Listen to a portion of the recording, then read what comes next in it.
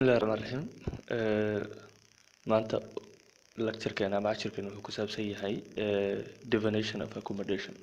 macnaha qeexitaanka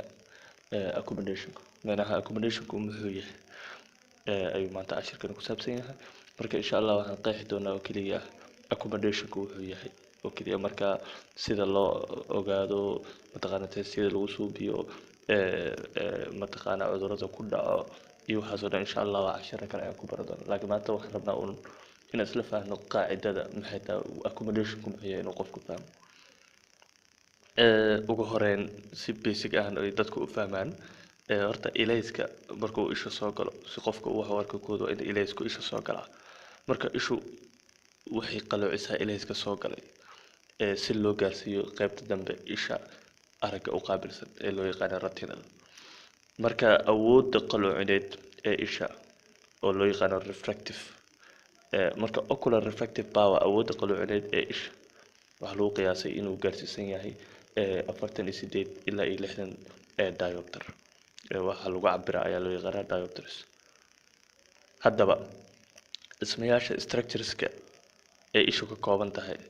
ee ka qayb qaata qaloocinta ilayska waxaa ka mid ah cornea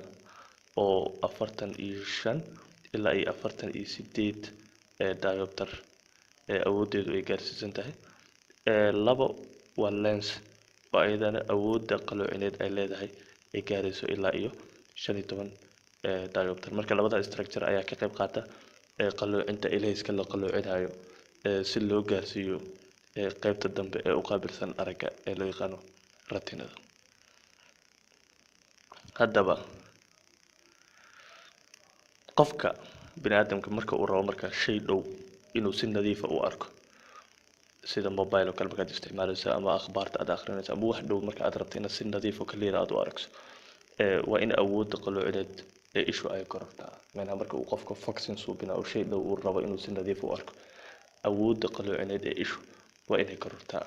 increase uu ku dhaca marka si awoodda qaloocineed ee ishu ay u korortana macnaha increase in refractive power si uu dhacana waxa isbedela qaab dhismeedka crystalline lensiga isha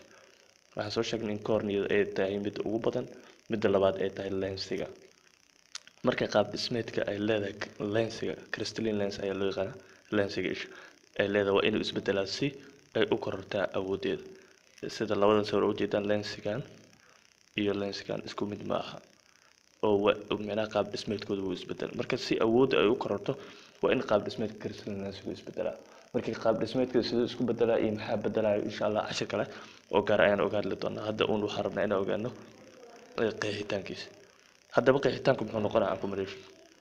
wuxuu noqonayaa hanaanka ishu ay ku bedesho awooddeeda qaloocineed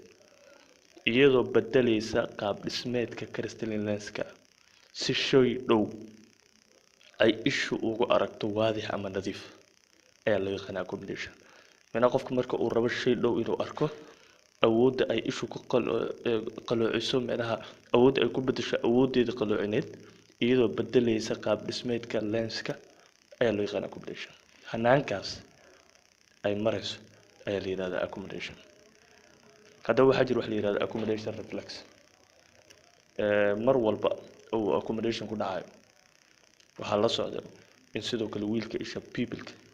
uu aruursamo myosis uu dhaco iyo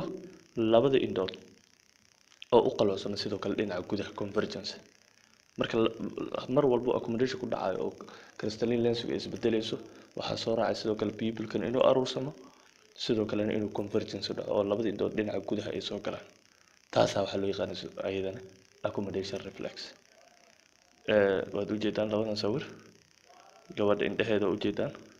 iyo sidoo kale pupilkii inuu aruursamo iyo mataqaana lensiga oo qaab dhismeedkooda isbedel saddexdan shay oo israaca